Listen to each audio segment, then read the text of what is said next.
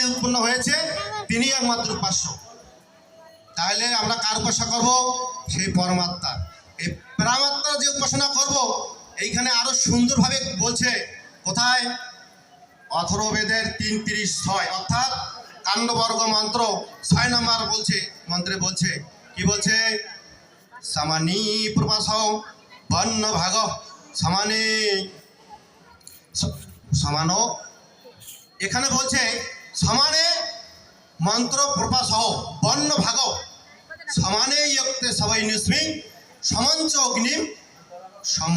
অগ্নিম ইয়ত পর ইয়তরা নাবিববিদ।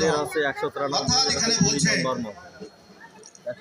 তোমাদেরকে সকলকে একই অন্ন, তোমাদের সকলকে একসঙ্গে পানও একসঙ্গে, ভোজনও একসঙ্গে, তোমাদের সকলকে একই সঙ্গে একই প্রেম বন্ধনে সংযুক্ত করিয়াছি। তোমরা সকলে মিলিয়া পরমাত্মার পূজা করো। রথচক্রের চারিদিকে যেমন অর থাকে, তোমরাও সেইভাবে থাকো। গীতায় বলছে ভগবান এই বেদও নি, যজুর্বেদ বলছে আমার হতে এই 4 বীজ উৎপন্ন হয়েছে। অথর্ববেদ বলছে তোমরা সকলে মিলিয়া সেই পরমাত্মার পূজা করো।